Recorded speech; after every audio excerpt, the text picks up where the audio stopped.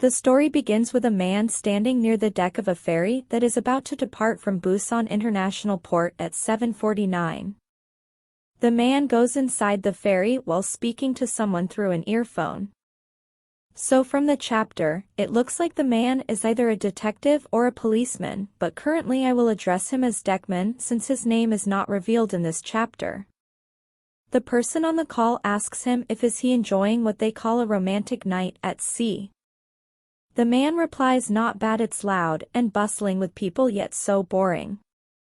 The man is looking at the crowd of people and searching for someone suspicious, but no one in particular looks suspicious to him.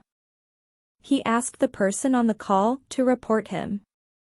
The other person replied, both the liaison, Kim Young-hee, and the official of the Ministry of State Security Ri Choljin on board confirmed. Ri Choljin is currently disguised as a Chinese national. I think he will leave for China as soon as he arrives in Japan. Kim Young-hee has reserved a ferry that will depart from Shimonoseki tomorrow evening. The man from the deck tells others that they will contact each other before arriving in Japan.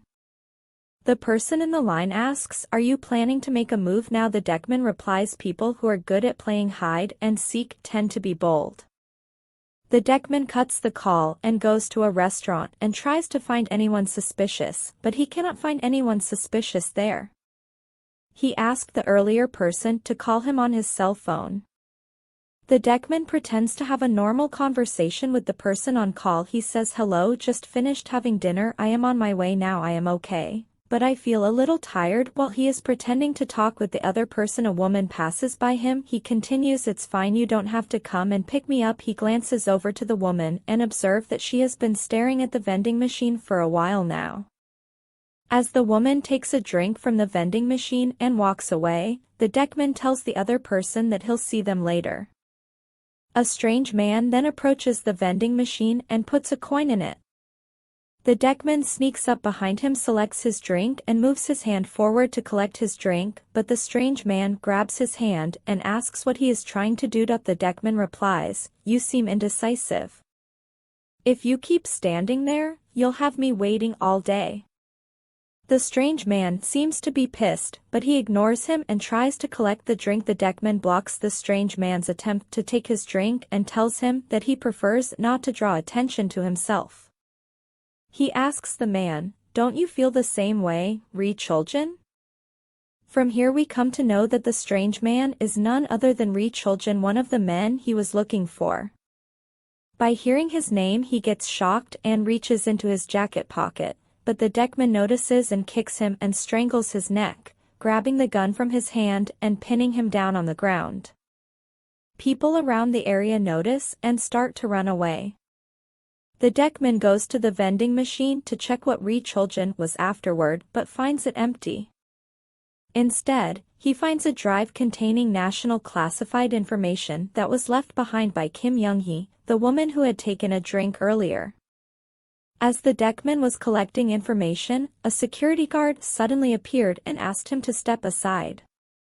The guard wanted to check on Ri Choljin, who was lying on the ground. However, Ri Choljin took advantage of the situation and held a knife to the guard's neck. He demanded that the deckman hand over the drive to him.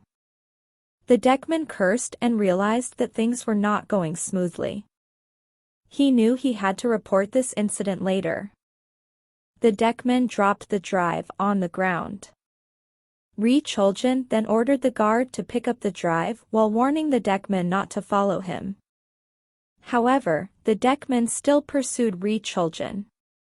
Ri Choljin again warned the deckman to not come closer, but he didn't stop. Ri Choljin felt that the deckman didn't care about the hostage, so he pushed the guard towards the deckman and ran up the stairs.